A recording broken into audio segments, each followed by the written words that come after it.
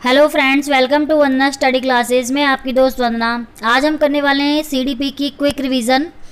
CDP बाल विकास शिक्षा मनोविज्ञान, आप कुछ भी कह सकते हैं। इसके हम 30 क्वेश्चन करेंगे। तो चलिए स्टार्ट करते हैं।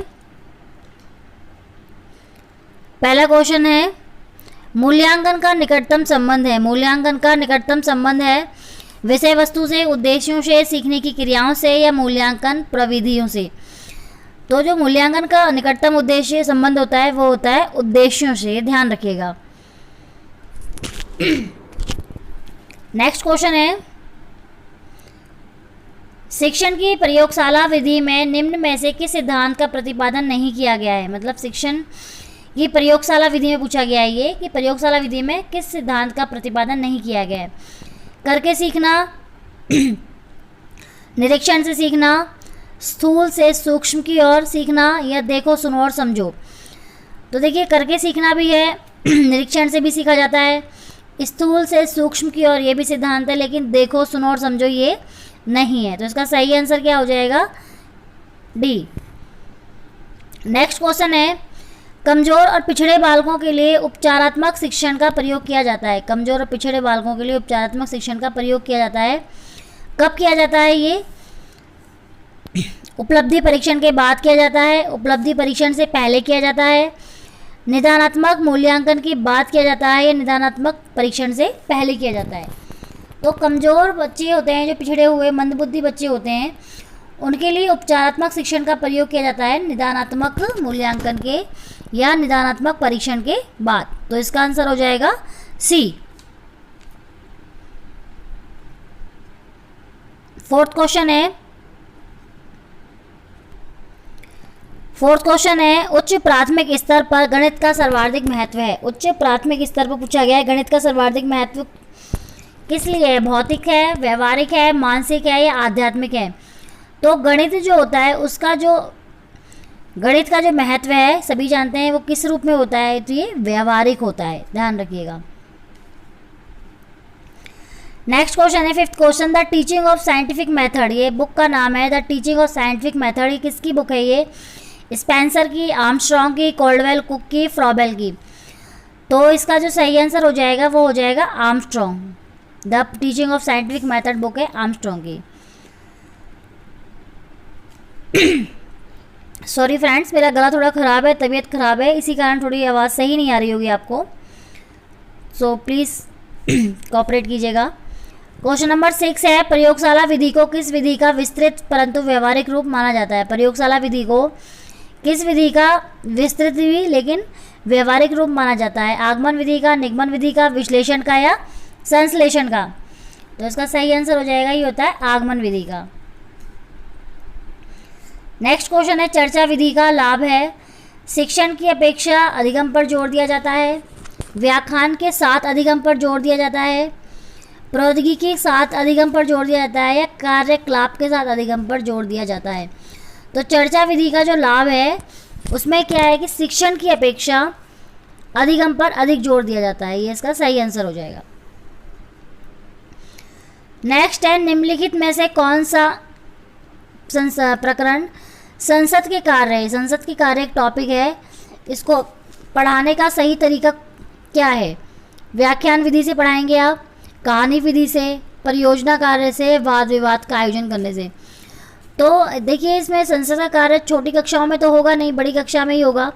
और जब भी इस तरह का कोई टॉपिक पढ़ाया जाए तो कौन सा तरीका सही रहता है? तो ये होता है वाद विवाद का, ताकि इसमें प्रत्येक बच्चा अपने अपने विचार व्यक्त कर सके। नेक्स्ट है, अधिक विश्वसनीय परीक्षण है। अधिक विश्वसनीय परीक्षण कौन सा है? मौखिक परीक्षण, शिक्षक निर्मित परीक्षण, प्रमाणीकृत परीक्षण, लिखित परीक्षण। टेस्ट पूछा गया है कि अधिक विश्वसनीय कौन सा होगा, तो सबसे अधिक विश्वसनीय जो होते हैं वो होते हैं प्रमाणीकृत परीक्षण, ये ध्यान रखिएगा। नेक्स्ट क्वेश्चन है, पौधे के विभिन्न भागों के शिक्षण हेतु आवश्यक प्रकरण है। पौधे के विभिन्न भागों को पढ़ाने के लिए सबसे इंपॉर्टेंट क्या है? जो नीचे दिए गए हैं ऑप्शन, पौधों का अवलोकन जरूरी है, पौधों के चित्र जरूरी है, पाठ्य पुस्तक जरूरी है, श्यामपट्ट। देखिए यहाँ ये चारों ही जरूरी है, बट इसमें सभी का ऑप्शन नहीं दिया गया, कोई एक ही चूज़ करना है। तो सबसे जो बेस्ट हो जाएगा इसमें वो रहेगा पौधों का अवलोकन। मतलब पौधों के पास जाके उनको तरह तरह के पौधों का अवलोकन करेंगे, निरीक्षण करेंगे, तो वो उसको पढ़ाने का सबसे बेस्ट तरीका रहेगा। नेक्स्ट है समावेशी शिक्षा के अंतर्गत आते हैं श्रवण दोष वाले बालक, विशिष्ट बालक, प्रतिभाशाली बालक या उपरोक्त सभी। तो समावेशी शिक्षा के अंतर्गत ये सभी आते हैं। समावेशी शिक्षा का मतलब नियम ही यही है कि सभी बालकों को एक साथ शिक्षा दी जाए। तो इसका जो सही आंसर हो जाएगा वो हो जाएगा उपरोक्त सभी।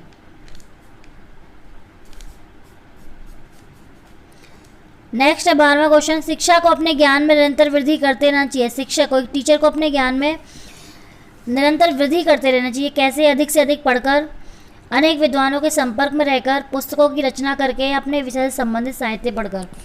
तो कोई भी टीचर है वो अपने ज्ञान में वृद्धि तभी कर सकता है जो जिस विषय का टीचर है वो उस विषय के संबंधित बुक्स या जिसमें साहित्य है तो साहित्य पढ़कर।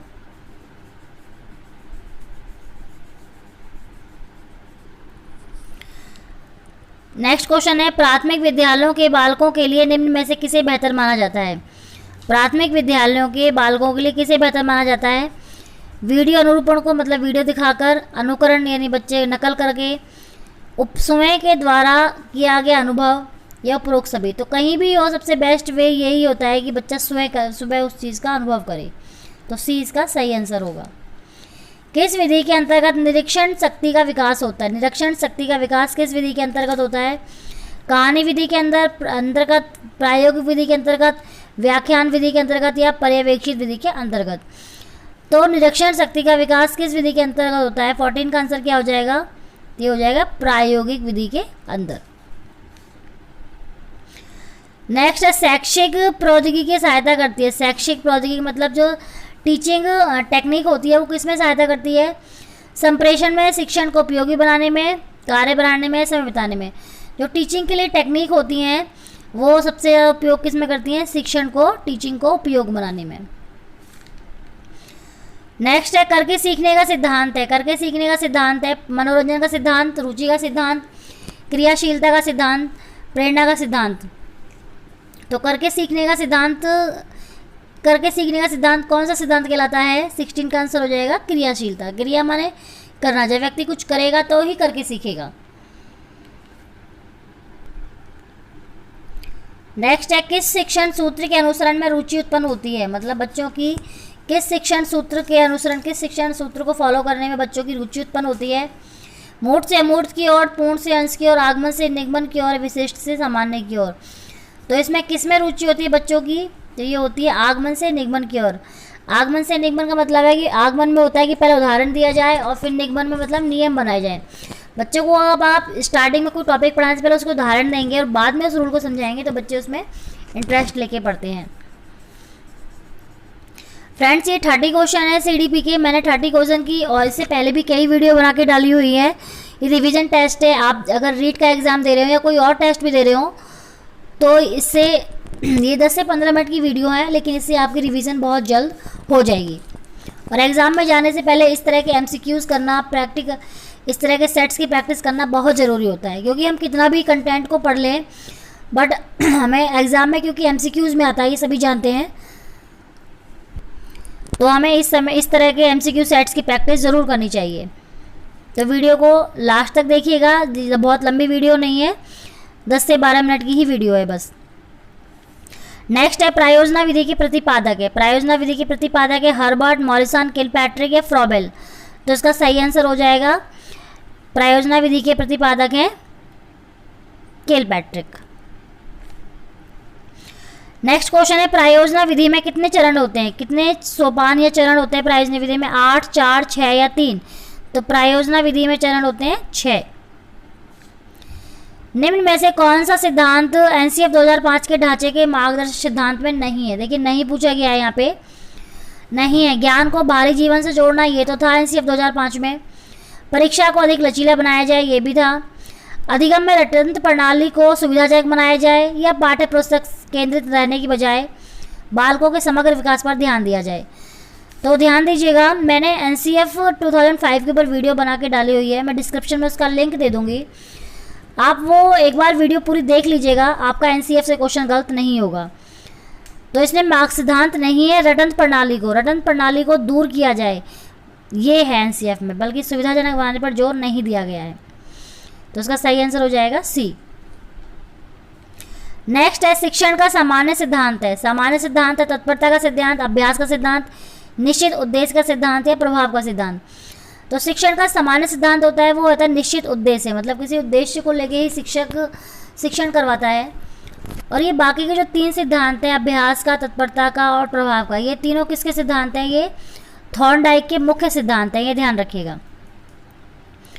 नेक्स्ट है भारत के संविधान का कौन सा अनुच्छेद शिक्षा के अधिकार का प्रावधान करता है? भारत के संविधान का कौन सा अनुच्छेद शिक्षा के अधिकार का प्रावधान करता है? अनुच्छेद 19, 20, अनुच्छेद 21 ए या अनुच्छेद 22 सी। तो 22 का सही आंसर हो जाएगा अनुच्छेद 21 ए। नेक्स्ट क्वेश्चन है विकास की प्रवृत्ति कैसी होती है? विकास की प्रवृत्ति कैसी होती है? गुणात्मक, परिणात्मक, दोनों या कोई नहीं? तो ध्यान रखिएगा विकास की जो प्रवृत्ति होती है वो दोनों होती है, मतलब गुणात्मक भी होती है और परिणात्मक भी होती है।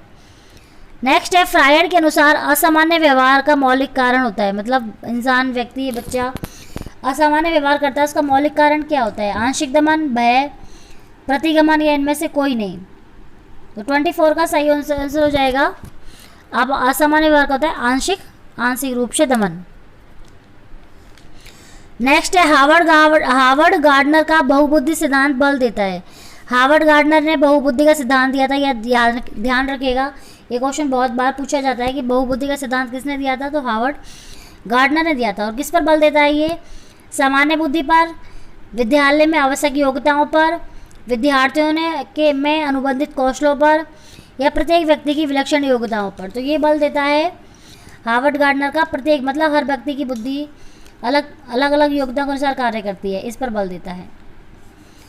स्ट्रीट स्मार्ट बुद्धि से क्या तात्पर्य है? स्ट्रीट स्मार्ट बुद्धि ये क्या तात्पर्य है? किसने दी है ये, मतलब किस क्षेत्र में है ये? मूर्त बुद्धि से संबंधित है, अमूर्त से, व्यवहारिक बुद्धि से, सामवेगिक होगा ये, राइट कर लीजिएगा, सांविधिक नहीं है, सामवेगिक, इमोशनल इंटेलिजेंस जिसे कहते हैं, सामवेगिक। तो स्ट्रीट स्मार्ट बुद्धि का जो होगा ये होगा व्यवहारिक बुद्धि से, इसका आंसर हो जाएगा सी, ध्यान रखिएगा। अनुकरण विधि सर्वाधिक उपयुक्त है प्रारंभिक स्तर पर, माध्यमिक स्तर पर, उच्च स्तर पर या उपरोक्त सभी? तो अनुकरण विधि जो उपयुक्त है वो सबसे उपयुक्त होती है प्रारंभिक स्तर। प्रारंभिक स्तर के बच्चे जो है अपने बड़ों का अनुकरण करके सीखते हैं। निम्न में से वस्तुनिष्ठ परीक्षण का गुण नहीं है। वस्तुनिष्ठ परीक्षण का क्या गुण नहीं है? विश्वसनीयता ये है, वैधता ये भी होती है, व्यक्तिनिष्ठ या संपूर्ण पाठ्यक्रम का मापन। तो व्यक्तिनिष्ठ ये इसकी गुण इसका नहीं होता है वस्तुनिष्ठ का। नेक्स्ट क्वेश्चन है छात्र केंद्र शिक्षण की क्या विशेषता है? छात्र केंद्र शिक्षण की विशेषता क्या है? योग्यताओं के आधार पर विद्यार्थियों का वर्गीकरण करना, बालकों को यंत्रवत तरीके से याद करवाना, बालकों के अनुभवों को प्राथमिकता देना या उपरोक्त सभी। छात्र केंद्र शिक्षण है तो उसका विशेषता यही है कि बालकों के अनुभव को प्राथमिकता दी जाए।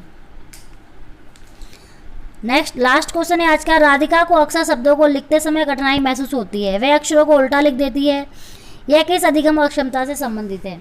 मतलब अगर उसे लिखने में कठिनाई हो रही है, शब्दों को वो उल्टा लिख रही है, कभी छोड़ रही है शब्दों को या नहीं लिख पा रही है, तो ये संबंध किससे है? डिस्ग्राफिया, डिसलेक्सिया, डिस्कैल्कुलिया या डिस्प्रैक्सिया? तो ध्यान रखिएगा लिखने से संबंधित है तो डिस्ग्राफिया होगा। ठीक है फ्रेंड्स, तो ये थे आज की वीडियो के 30 क्वेश्चन। वीडियो कैसी लगी मुझे कमेंट बॉक्स में कमेंट करके ज़रूर बताइएगा। आपने अभी तक चैनल को सब्सक्राइब नहीं किया है तो वंदना स्टडी क्लासेस के नाम से मेरा चैनल है, चैनल को सब्सक्राइब कर लीजिएगा ताकि आने वाली वीडियो का नोटिफिकेशन आपको टाइम से मिलता रहे। वीडियो को अपने दोस्तों में भी शेयर कीजिएगा ताकि वो लोग भी वीडियो देख सकें और अपने रिवीजन कर सकें और अपने एग्ज़ाम की तैयारी अच्छे से कर सकें।